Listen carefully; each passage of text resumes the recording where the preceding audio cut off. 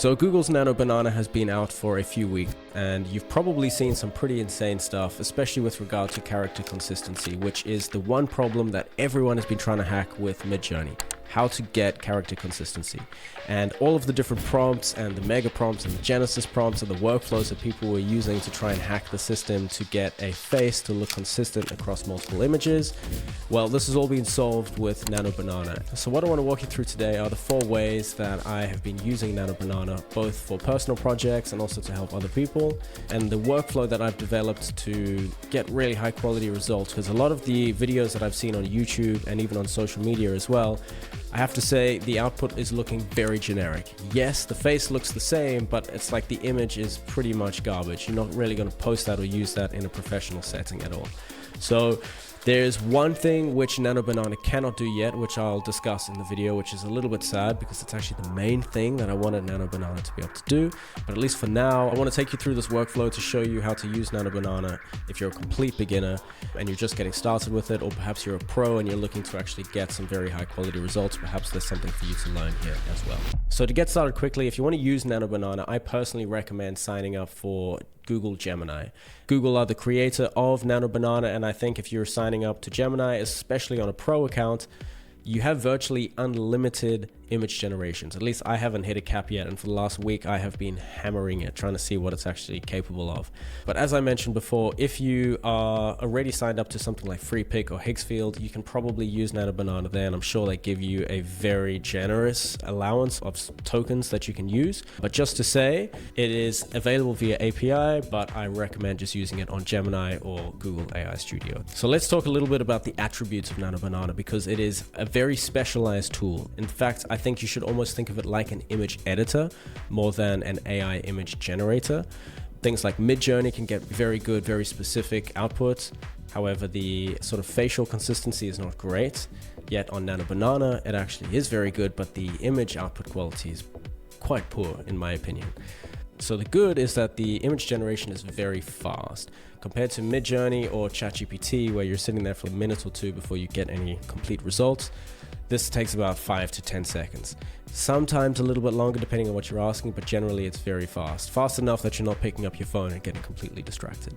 It's very cheap. As mentioned, I haven't even hit any sort of thresholds or rate limits yet. You get excellent character consistency, and there is no advanced prompting required. And in fact, what I've come to realize is if you do try and put in one of these mega prompts that you may be familiar with putting into MidJourney, it just confuses it and you don't actually get better results. Even if you put something like cinematic at the end, it just honestly makes it look worse and takes the Genesis image that you're trying to adjust or replicate into some kind of weird territory. Now the bad is that it's highly censored. So if you ask it to do anything with too much skin exposed, or perhaps anything to do with guns or violence or anything like this, it's going to obviously say no. And even the other day, I was trying to make a YouTube thumbnail where I wanted to do my hands in the shape of a pistol, and it said, nope, cannot do this.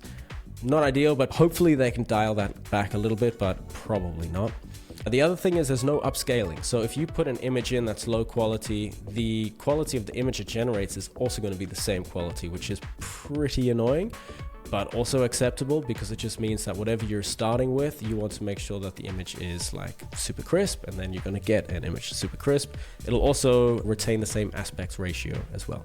Now, sometimes it will actually ignore key information that you're asking it to do, and it just gives you the same image back again. And this can happen quite consistently. I don't know what's happening there. Maybe it's still like in a beta, it's going to get worked out. I don't know. There's also a watermark in the bottom right corner, which I thought was actually just a symptom of being on a free plan, but when I went to the pro plan, it's still there. Depending on the image you're making, it's not the end of the world, but it is also a bit annoying if part of the image you want to keep has that watermark. You have to remove it or now crop the image and unfortunately get rid of the piece of the image that you wanted to keep. So as mentioned, simpler prompts often perform better. Now this is a catch-22 because it means you can just slop a prompt into the chat box and it's going to give you something back, but it also means that it lacks a bit of specificity and you're actually relying on a little bit of luck. Like when you say, hey, I want this character to wear sunglasses, if you try and specify like rectangular Prada sunglasses or something, it just won't really do it. You just have to hope that what it's going to give you is something acceptable. And I think for most use cases it is, but I found that to be a little annoying. And now the ugly is that when it comes to details like textures, fabrics, even some stuff to do with skin, light, shadows. It just looks very fake. It doesn't have that same like cinematic engine vibe that you can get from something like MidJourney or even ChatGPT, which is a bit unfortunate. Face swaps and character swaps, not happening. And this was the big thing that I was really hoping this could do. I wanted to be able to take a reference image and like a photo of me, just like a classic selfie or whatever, and put myself into this new world, because that would be the big unlock, and it just cannot do that. And I've tried so many different angles to make this happen, which I'll show you soon, and it just, yeah, for whatever reason, it's just not really working. Consistency diminishes quickly in the same thread. Yep, you're going to see that very soon as well. And then prompt attributes are retained. So if I'm asking to make the model blow a kiss, then it's going to keep the lips like pouty for that whole thread, which I've also found pretty annoying. And then images generated from scratch are just complete garbage. Just my personal opinion, but you'll see probably what I mean. So now let's talk about the workflow that I've developed, because this is at least the best way that I've found to get high quality professional output. So this all begins with a very high quality reference image. Whether this is going to be generated from MidJourney or this is going to be an image of myself, this does still rely on the fact that the starting image is good. And then you can create tweaks, make adjustments, change the filter, colors, positions, all of this sort of stuff. And if you just put a photo of yourself in and you say, hey, make like a cinematic image of me running through a meadow of flowers or whatever, it's just going to look totally shit. So all about the Genesis image. Then when it comes to the initial prompt, don't try to make too many changes at once. You want to just say, hey, change the perspective of the head. Now change the outfit. Now add this thing. Now add that thing, like one thing at a time. And then you want to oftentimes export the image that it's creating and then add it back in again when you're making the new prompt, just so that it's got like super clean reference to avoid that character consistency drift. With that, let's have a little look. We're going to dive into Google Gemini now, and I'm going to show you some of these threads and some of the stuff that I've been working on. And so the first thing that we want to look at is social media content. You've got a good image, but you just want to make a few tweaks or make a few variations of it, as well as adding items or products in, whatever the case. You can see here that I've got a photo of a Justin Bieber in his prime kind of character. And what I've asked it to do is just remove these tattoos and add a chunky chain, which, as you can see, it added the chunky chain, but it didn't really remove the tattoos. And so this comes back to the thing of me saying, don't ask it to do too many things in one go. Now that we've got the chunky chain, I've asked it again, can you remove the tattoos from his chest? And it removed one of them, but that's still acceptable. And so then I can ask now, make him wear up here, make him look directly at the camera, which it does very well. Make him wear a crimson red blazer, which it does very well. Give him red sunglasses, which, I mean, these are acceptable. They're a little bit wonky. And then I've asked it to adjust the lens to make them a bit deeper, less pink, but it just doesn't do it. And as you'll see here with this other sort of social media edits thread I have going on, I asked again to try and do this like filter swap. So this was the reference image I had here. And then this was just like a stock standard photo of me, and it was able to combine these two quite nicely. And obviously it doesn't change the image whatsoever, or sort of me, the character, but just does this overlay. So very Photoshop-esque ability there. The next thing that I tried to do is do the face swap. So can I put my head inside of this helmet? So it's me in this photo with all of the sort of cool coloring and setup of the photo, and it does not. As you can see, it basically just spits out the exact same image that I put in. But you can see here that if I've got this photo of me and I ask it to put on the items in this flat lay, I had to ask a few times and it was getting a little bit confused. What I decided to do was put the image in, get Gemini to regenerate this image itself, and then put in the flat lay, and then it was able to do it. And I found this to be an important workflow hack, wherein if you put two images together and you ask it to do one thing, again, it seems to get a little bit confused. It just really wants to be able to just do one thing at one time. And so by adding this one image and asking it to make a small adjustment, I can add this flat lay and then it nails it. And then of course you can make changes to the background. Again, I tried to do some face swap here. So I wanted to put myself in this grassy field and it doesn't really get it. You can see here it's just spat out the same image again. Can I replace the model with this now? I tried it again, it doesn't do it. So then I went on a bit of a rampage, photo of me from a holiday in Greece many years ago. Can I change the pants? And it was able to change the pants. And so you can see here that when it comes to doing small edits, it seems to be a lot more capable. And this is why, especially with social media content, which is a bit more forgiving, if you've got a good photo, but there's some stuff in the photo you don't want, or perhaps your like angle's a little bit weird, you can always ask it to make a few tweaks. So I could always add this filter from this image and superimpose it onto another image that I have, or a photo I've taken rather. And you can add objects as well. So for example, jewelry, you could add it, you could remove it, and positions. If I didn't like this, if I wanted to be more in the sunlight, I could see if Nano Banana was able to interpret my face and kind of move things around.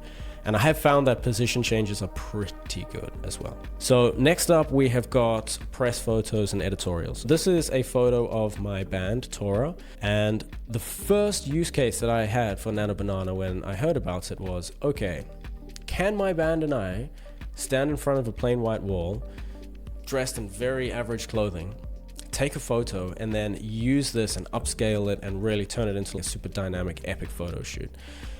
And the truth is, not quite. And this speaks to the whole face swap upscaling issue that Nano Banana has. But I've made changes to the background color and to some of the outfits that are getting worn.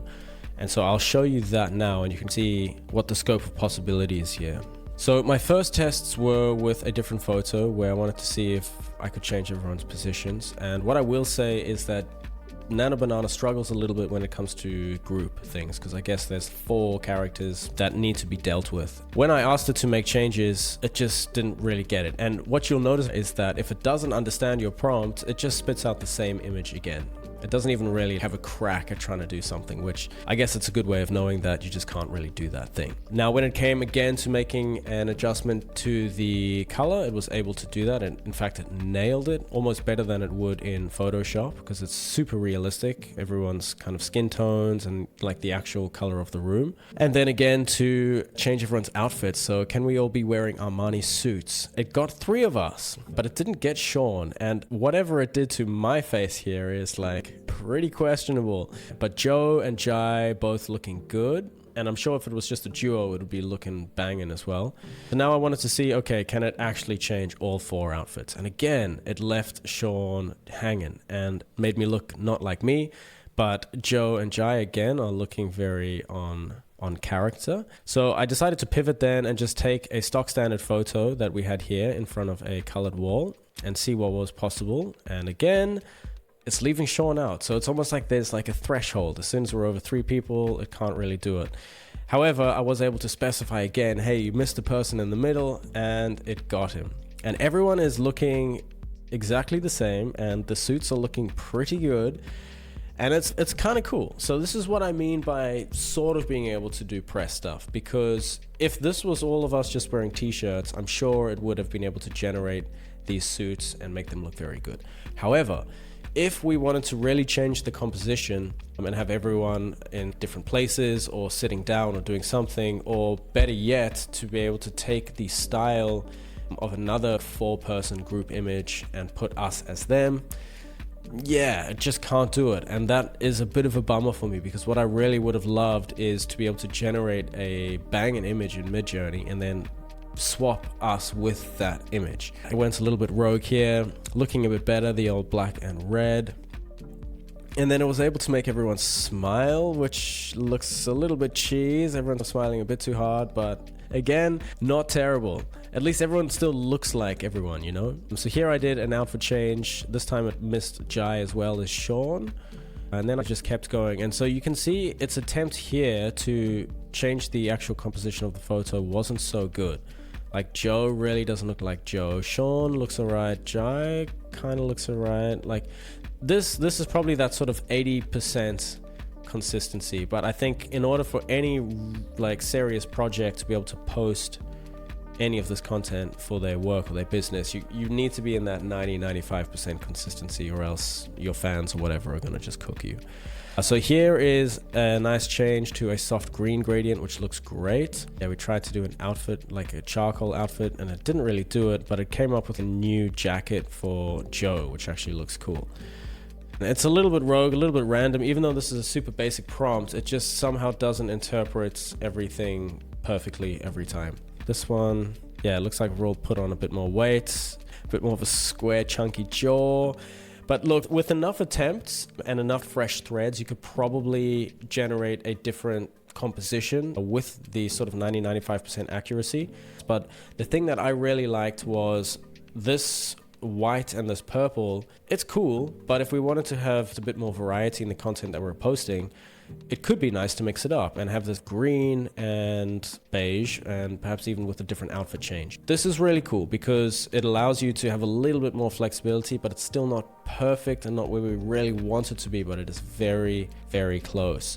So of course, whether you are an artist, a designer, or a band, or a DJ, or whatever, you're going to be able to get value out of this tool to make these adjustments as required. Now, probably the biggest use case for Nano Banana is going to be around e-commerce because it's very good at swapping things out at a very low cost. So now if you're running a brand, whether it's sunglasses, jewelry, clothing, whatever, it's very easy for you to take your product and to put it on a model, create a flat lay, take clothing from a flat lay, put it onto a model. Like, all of that stuff works very, very well.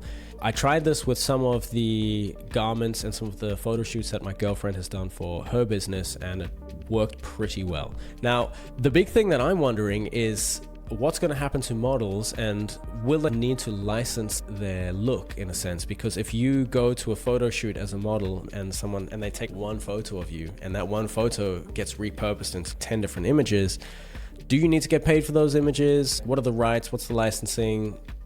I don't know exactly what's going to happen there, but I'm sure there's going to be some big court cases coming up to deal with that, because obviously models are typically very well paid, and this technology now can undermine that requirement to get paid a lot and to do these long shoots, because you technically only need a few angles. But either way, it's still early days, so let's just take a look at what it can actually do now.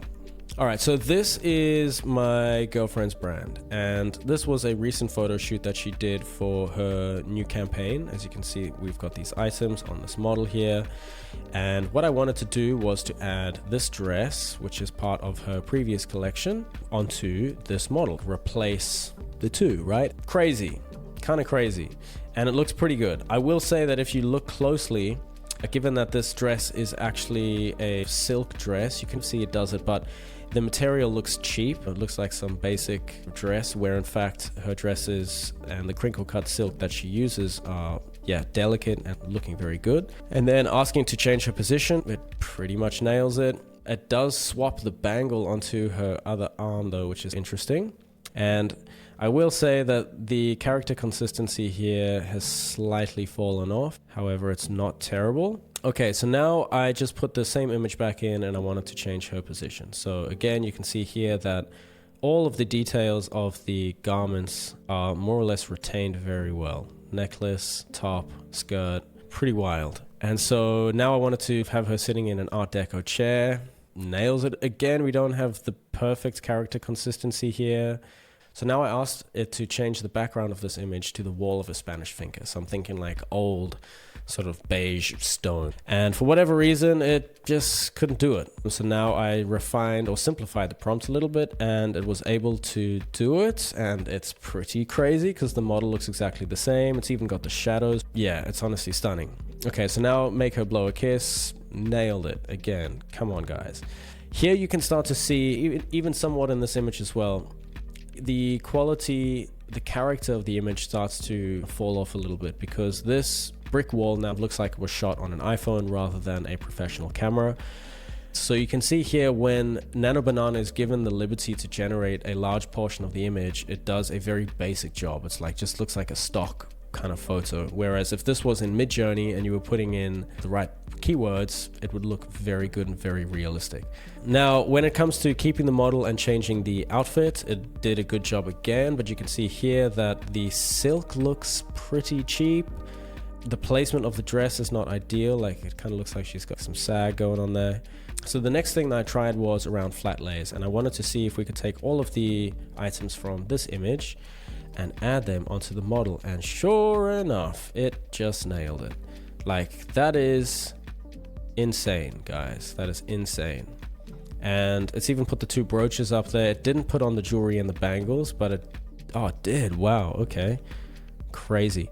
So for any e-commerce brand now, this is like a very big deal because obviously taking these photos, editing these photos is expensive. So as long as your starting image is high quality, your ending image is going to be high quality. But at this point, I would say tread carefully. Probably be wary about reusing a model for different garments or different campaigns, unless you've got their consent, of course, because I'm sure this is going to create lots of problems that need to be worked out. But just showing you that this is now possible and it works very, very well.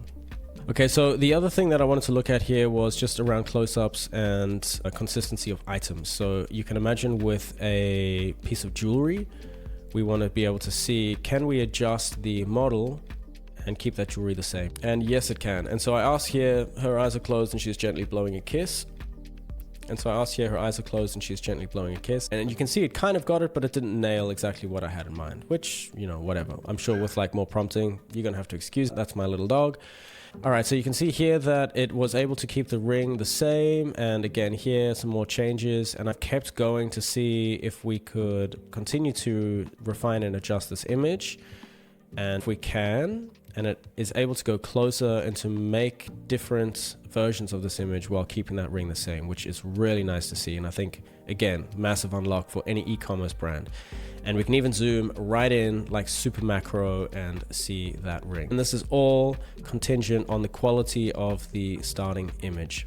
Now, the last thing I want to look at is a bit of a curveball. It's around design and illustration, because I know that if you are running businesses or if you've got products that aren't necessarily fashion or model orientated, perhaps they're more infographics or you need to make posters or anything like this, you're going to be dealing with illustration. And so what I wanted to see was, is Nano Banana able to deal with illustration as well as it can deal with human faces? And I'm happy to report that yes, it can. So let's have a look at that. To get started, I had this image of a little penguin here, which was generated in MidJourney, and I wanted to change the perspective. And as you can see, it did a really good job of reorientating little penguin. As I've continued to make changes, it was still pretty good. And it all was going good until I decided to add a new character, a killer whale. This is not terrible, but it's not really having that same soft glow bioluminescent vibe that I would have liked to see in this killer whale.